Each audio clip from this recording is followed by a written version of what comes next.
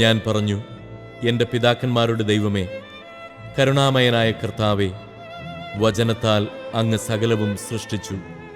ജ്ഞാനത്താൽ അവിടുന്ന് മനുഷ്യന് രൂപം നൽകി. സൃഷ്ടികളുടെ മേൽ ആധിപത്യം വഹിക്കാനും ലോകത്തെ വിശുദ്ധിയിലും നീതിയിലും ഭരിക്കാനും ഹൃദയപരമാർത്ഥതയോടെ വിധികൾ പ്രസ്താവിക്കാനുമാണല്ലോ അവിടുന്ന് അവനെ സൃഷ്ടിച്ചത്. അങ്ങയുടെ സിംഹാസനത്തിൽ നിന്ന് എനിക്ക് ജ്ഞാനം നൽകണമേ. അങ്ങയുടെ ദാസരുടെ ഇടയിൽ നിന്ന് എന്നെ തിരസ്കരിക്കരുതേ. ഞാൻ അങ്ങയുടെ ദാസനും ദാസിയുടെ പുത്രനും ദുർബലനും അല്പായുസ്സും നീതി നിയമങ്ങളിൽ അല്പജ്ഞനുമാണ്. മനുഷ്യരുടെ മധ്യേ ഒരുവൻ പരിപൂർണനെങ്കിലും അങ്ങിൽ നിന്ന് വരുന്ന ജ്ഞാനമില്ലെങ്കിൽ അവനൊന്നുമല്ല. എന്നെ അങ്ങയുടെ ജനത്തിൻ്റെ രാജാവും അങ്ങയുടെ മക്കളുടെ വിധികർത്താവുമായി അവിടുന്ന് തിരഞ്ഞെടുത്തിരിക്കുന്നു. ആരംഭത്തിലെ അങ്ങൊരുക്കിയ വിശുദ്ധ കൂടാരത്തിൻ്റെ മാതൃകയിൽ അങ്ങയുടെ വിശുദ്ധഗിരിയിൽ ആലയവും ആവാസനഗരിയിൽ ബലിപീഠവും പണിയാൻ അങ്ങ് എന്നോട് ആജ്ഞാപിച്ചു.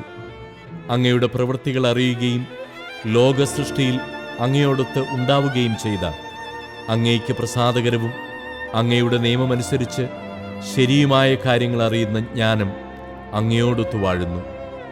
വിശുദ്ധ സ്വർഗത്തിൽ നിന്ന് അങ്ങയുടെ മഹത്വത്തിൻ്റെ സിംഹാസനത്തിൽ നിന്ന് ജ്ഞാനത്തെ അയച്ചു തരണമേ.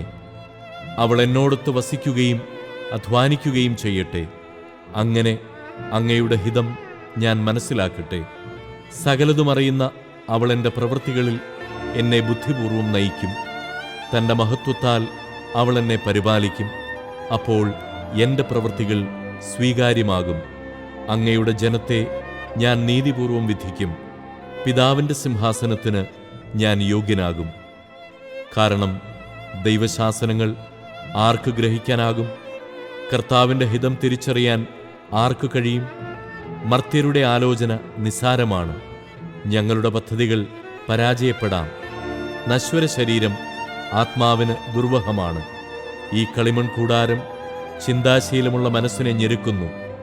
ഭൂമിയിലെ കാര്യങ്ങൾ ഊഹിക്കുക ദുഷ്കരം. അടുത്തുള്ളതുപോലും അധ്വാനിച്ചു വേണം കണ്ടെത്താൻ. പിന്നെ ആകാശത്തിലുള്ള കാര്യങ്ങൾ കണ്ടെത്താൻ ആർക്കു കഴിയും? അങ്ങ് ജ്ഞാനത്തെയും അങ്ങയുടെ പരിശുദ്ധാത്മാവിനെയും ഉന്നതത്തിൽ നിന്ന് നൽകിയില്ലെങ്കിൽ അങ്ങയുടെ ഹിതം ആരറിയും? ജ്ഞാനം ഭൂവാസികളുടെ പാത നേരെയാക്കി. അങ്ങയ്ക്ക് പ്രസാദമുള്ളവ അവരെ പഠിപ്പിച്ചു. അവർ രക്ഷിക്കപ്പെടുകയും ചെയ്തു.